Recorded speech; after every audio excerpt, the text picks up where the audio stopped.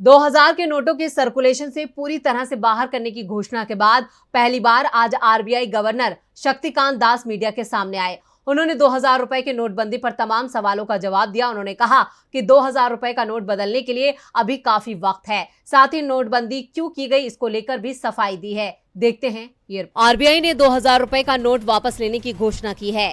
इसे बदलने या जमा करने की प्रक्रिया 23 मई यानी मंगलवार से शुरू हो रही है।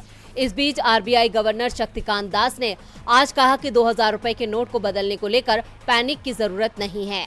उन्होंने कहा कि लोगों के पास नोट बदलने के लिए 4 महीने का समय है।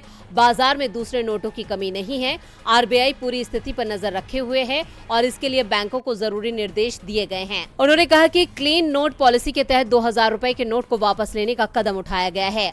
आरबीआई गवर्नर ने कहा कि 2000 रुपए के नोट मौजूदा नियमों के हिसाब से ही जमा होंगे। वापस लिए गए 2000 रुपए के अधिकांश नोटों के 30 सितंबर की डेडलाइन तक बैंकिंग सिस्टम में आने की संभावना है। 2000 रुपए का नोट वापस लेने का फैसला करेंसी मैनेजमेंट का हिस्सा है। 2000 रुपए के करेंसी नोट लीगल टेंडर बने रहेंगे। आरबीआई गवर्नर ने आगे कहा कि 2000 के नोटों को छापने का फैसला 500 और 1000 रुपए के नोटों को बंद करने के दौरान करेंसी की कमी को पूरा करने के लिए लिया गया था।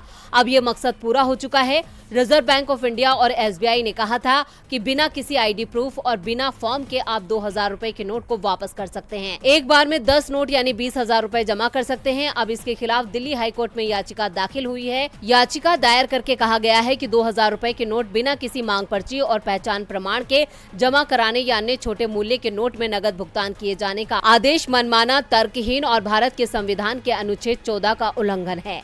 इधर कल से आप बैंकों में जाकर 2000 रुपए का नोट बदल सकते हैं।